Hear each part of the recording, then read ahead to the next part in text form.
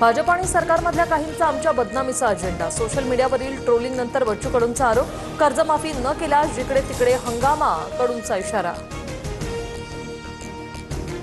सत्याचा मोर्चा आयोजन केल्याप्रकरणी बाळा नांदगावकरांसहित इतरांवर गुन्हा दाखल। परवानगीशिवाय मोर्चा काढणं आणि बेकायदेशीर जमाव जमवल्याचा ठपका। चित्रातही तुम्ही अभिनय पुन्हा सुरू करा। आमचा मोर्चा स्टँडअप कॉमेडी आहे की प्रबोधन, महाराष्ट्र ठरवेल। मनसेच्या योगेश शिलेंचं टीकेला प्रत्युत्तर। शिंदेच्या शिवसेनेच्या आमदाराचा महायुती सरकारला घरचा आहेर। वर्षभरात 1 रुपयाही निधी मिळाला नाही। किशोर पाटलांची भाजपवर आगपाखड। गुलाबराव पाटलांकडूनही वक्तव्याला दुजोरा। सत्ताधारी आमदारांची परिस्थिती तर विरोधकांचे काय हाल होत असेल। सरकारच्या तिजोरीतच ठणठणाट।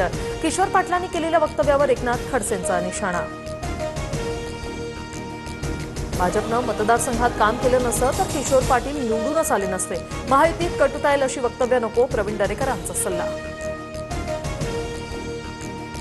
महापालिकेत आमचा महापौर होऊ दे। मागाठाणेमधील मालवणी महोत्सवात उद्धव ठाकरेंचं गारहाणं। आता सर्व दुकानं बंद झाल्याने साकडं घालण्याचं काम जोरात। उद्धव ठाकरेंच्या गारहाण्यानंतर प्रसाद लाड यांची टीका।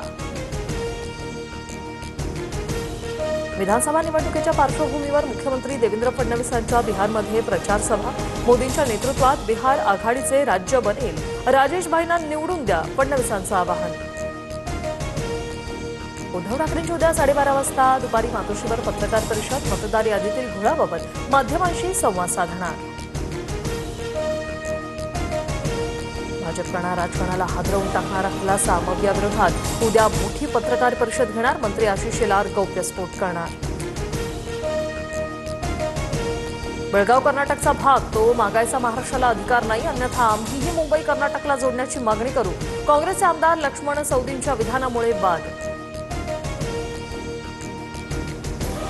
अशा धमक्यांना भीक घालत नाही, मुंबई महाराष्ट्रातच राहणार। कर्नाटक प्रश्न कोर्टात सुरू। अजित पवारांचं काँग्रेस आमदार लक्ष्मण सवदी यांना प्रत्युत्तर। सुषमा अंधारे उद्या फलटण पोलीस स्टेशनला जाणार। महिला डॉक्टर आत्महत्या प्रकरणी एसआयटीच्या प्रमुख पोलीस अधिकारी तेजस्वी सातपुतेंच्या नियुक्तीवर आक्षेप।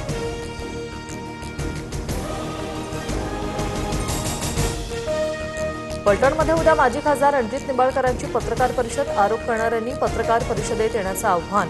व्यासपीठ आणि खुर्च्यांची व्यवस्था असणार।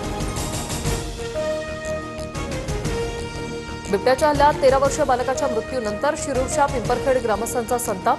वनविभागाच्या गाडीसह कार्यालय पेटवलं। बेल्हा जेजुरी महामार्गावर रास्ता रोको। उपाययोजना करेपर्यंत बालकाच्या मृतदेहावर अंत्यसंस्कार न करण्याची भूमिका।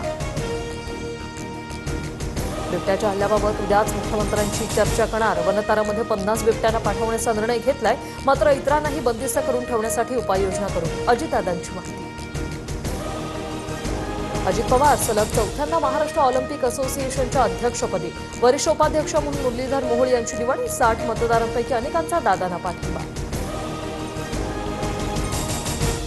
कबूतरखाना पुन्हा सुरू करण्याच्या मागणीसाठी जैन मुनींचं उद्यापासून उपोषण। निलेशचंद्र आझाद मैदानात आमरण उपोषणाला बसणार। सरकारने लिखित स्वरूपात निर्णय देईपर्यंत उपोषण मागे न घेण्याचा इशारा। महाराष्ट्रात अवकाळी पावसाचं थैमान कायम। बुलढाणा, वाशिम, जळगाव, नाशिक, संभाजीनगरसह रत्नागिरी शेती पिकाचं अतोनात नुकसान। धानाचे डौलदार उभे पीकही जमीनदोस्त।